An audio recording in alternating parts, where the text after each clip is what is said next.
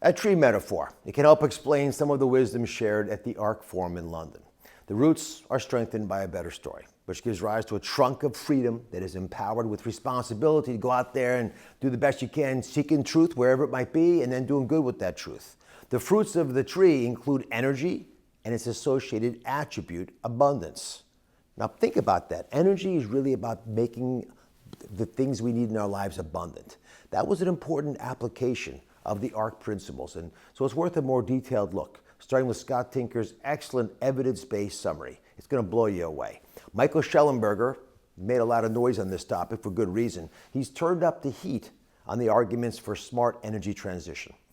And Magatte Wade, well, she got my attention. She lamented that poor African women die from burning wood because they don't have safer carbon-based fuel like propane. I know it sounds like we should be pulling back on all carbon-based fuel, but this is a story you have to hear. Kreifels and Merryn Webb, they push back on the merits of ESG driving investments. Bjorn Peters, Gerard Holland, Epstein, and Marian Tupy add important insights to moving us from a philosophy of scarcity to one of abundance. That was a big message at the ARC. We've got what we need. We've got to use it wisely and we've got to share it. We've got to do all that while protecting ourselves from unfriendly influences. You wowed the crowd. That means it's a lot of impressive data, and you explained some things that are confusing to a lot of folks. You got 90 seconds to explain it to the world.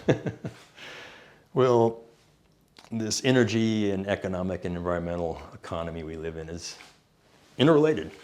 You can't separate it. And so there are no, if you go too far in any direction, you lose the thread. Too far toward the environment or energy, the economy. It's that middle space where we have to act.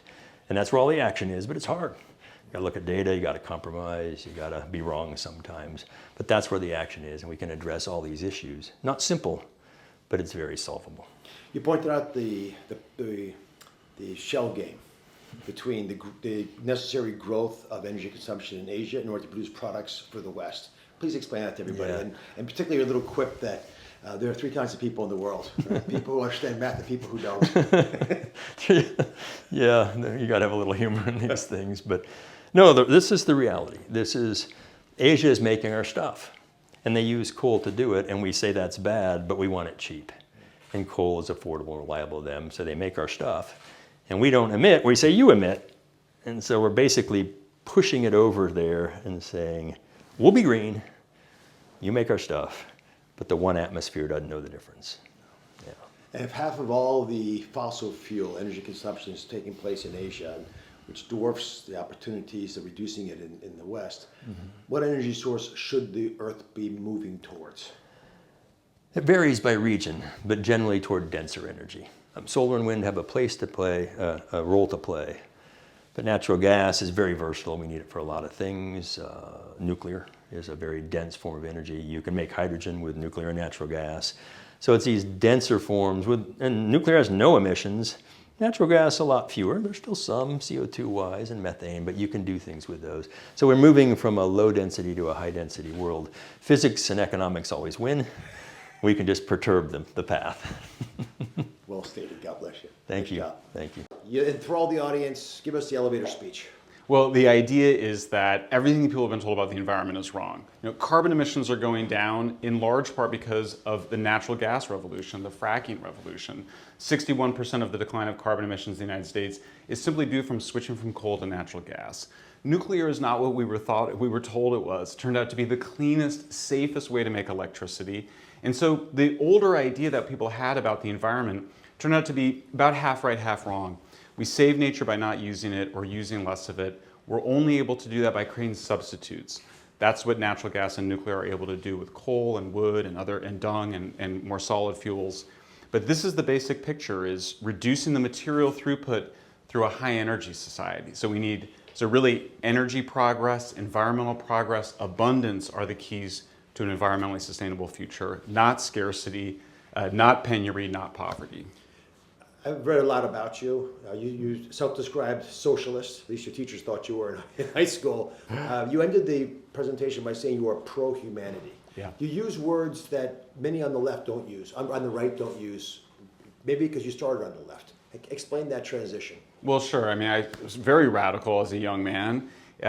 socialist orientation. But then I came to see some of the problems with it around the world, including in Central America, where I had been, had a romantic view of socialism. The other thing that changed for me really was nuclear power. I was raised in the 80s and we were taught to be really afraid of this technology. We thought it was the same thing as nuclear weapons. When I learned that it was something completely different from that, that changed my view. And I started to wonder, what else had I gotten wrong? And that really got me to understand there's a basic physics to energy, that you really want energy-dense fuels that produce a lot of energy on a very small amount of land and very few material throughput. So a single Coke can of uranium is enough to provide me with all the energy I need in my energy life. After that I started to wonder, what else did I get wrong? And that began the journey. Give me a summary. You've worked a lot on the presentation. Right. Teach the world. Basically, I'm going to be talking about the trade-offs that the climate activists have forgotten about, and that the climate agenda, as promoted by the West, has forgotten about. And this trade-off has to do with the fact that it is not taking into account that we still have very many nations, especially in the global South, and in my case, I'll represent Africa, that are energy poor. And we know that in order to have economic growth, you need energy. Yeah, so that's pretty much what I'm going to be talking about.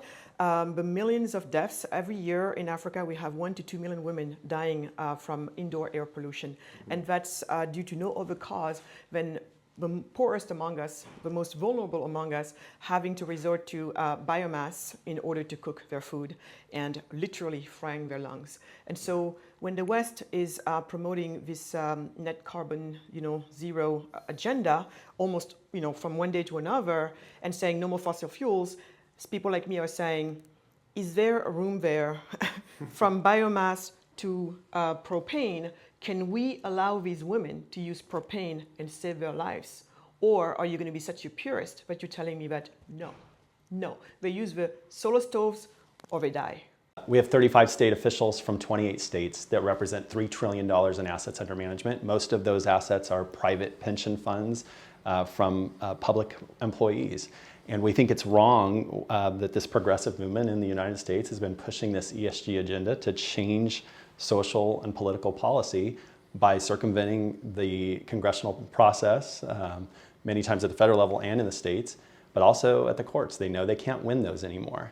And so we've been fighting back and calling out asset managers and other large corporations that have been advancing this ESG agenda. And we've said, look, we're market participants too. If you're going to act this way, we don't have to give you our state contracts and our money to invest. So together, our state treasurers and auditors have divested $5 billion last year, probably another $10 to $12 billion this year. More than half the states now have either passed or introduced anti-ESG legislation, and we're going to continue to push hard. You just led the panel. You heard from everybody. You as a host, had to actually process it. What did you take away from the panel? Well, I've watched ESG rising and rising for years, the great bubble of the last 15 years, and at every point it's become clear that ESG, because it is so undefinable, it is sort of all things to all men. And when something is all things to all men, of course, it ends up being absolutely nothing.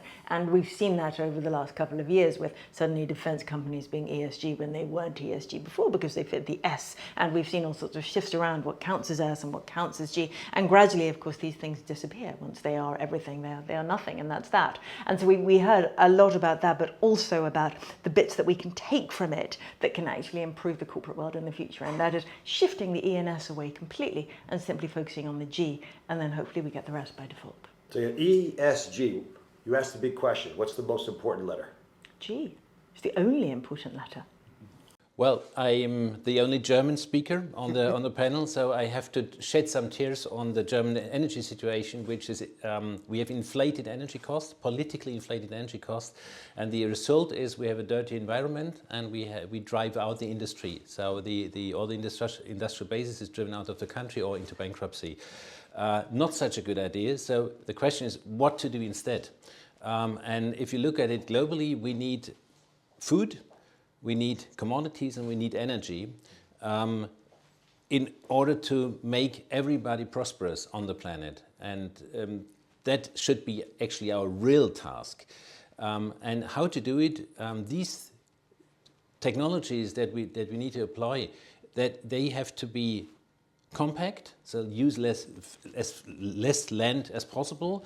They have to be circular, so no waste, and they have to be cheap, because anything that is cheap enough that gets a market penetration without political intervention. So it's just by Adam Smith and the self-optimization.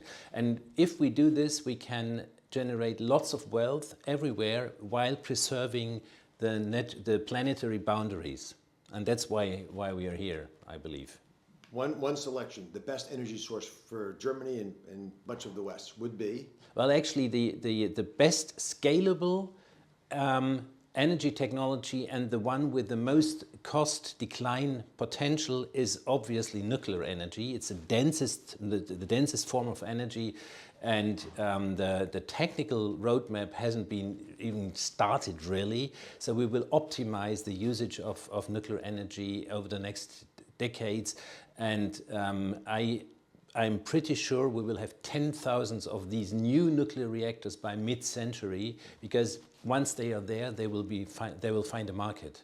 I love the session. Give me the 90-second summary, especially your insights about environmentalism and where we've got it wrong. Yeah, so my view is that unfortunately our culture is in the grips of an anti-human environmental philosophy, so a philosophy of how we relate to the rest of nature. Actually, in generations past, we believed that nature was very imperfect and that human impact was generally a force for good. We took a planet that was very impoverished and very dangerous, and we made it into an abundant and safe place. Unfortunately, starting in the 60s, a narrative spread throughout our schools that in fact the planet was perfect without us, and all our impact does is ruin it. We're not producers, we're parasites. We just take from the earth. We're not improvers of the earth, we're despoilers, we're polluters of the earth. Now, this is just a total false narrative. The earth is just wild potential. It's not this perfect place. It's very imperfect for us and all the other species for that matter, but what we can do is use our ingenuity to create resources, to take dangers and dirty things in nature and make them safe and make them clean. And that's what we've done, including what we've done with fossil fuels. Fossil fuels have made the planet an amazing place to live, including a place most people don't realize where climate disaster deaths have decreased by a factor of 50 because we have things like irrigation, storm warning systems, evacuation, etc., to protect us from the naturally dangerous climate. And so if we can protect ourselves from the naturally dangerous climate using fossil fuels, we really have very little to fear from any climate changes in the future. Your favorite energy source is? Whatever freedom produces. I think ultimately that'll be a nuclear-based solution, but it's always about the situation. What's the best for the individual in a given situation? So I'm very for coal in certain situations, gas in certain situations, but ultimately I think if we decriminalize nuclear energy, which is a big focus of my political efforts, that will ultimately take over the world. I hope it's within my lifetime, but for now, we need more fossil fuels, not less. Well, resources are not getting more expensive. In fact, they are getting more plentiful. Relative to wages, what we are seeing is resources becoming much more abundant. How does that happen? Well, it happens because human beings are not just destroyers or consumers of nature. We are also producers. We create resources. We don't just consume them. We can do it in many different ways. We search for new deposits, thereby creating more supply. We also increase our efficiency of use. You know, instead of using 3 ounces of aluminum in order to produce a can of Coke, we only use half an ounce. We use substitutes. We no longer kill whales in order to get their oil for lighting. Now we use electricity. So substitutes are very important. We also use dematerialization. You know, 10 years ago, if you went into any hotel in America, you would see a thick copper blue cable coming out of the wall, and that's how you connect it to the internet, to your laptop. But now we use Wi-Fi. So in other words, we have dematerialized the whole process, whereby we don't need any resources because now it's just happening in the air, right? We can also reuse stuff. So you can think about our natural resources. You know, they haven't changed for billions of years. Everything that our ancestors had, we have. We can just use it differently. We can also increase the value from the resources that we have. When ancient people started melting sand in order to create glass for jars, now we use sand for glass, for microchips and fiber optic cables. So the point is that we have all this innovation in our minds of how to actually increase the resource pie, and we can probably do it for thousands of years to come.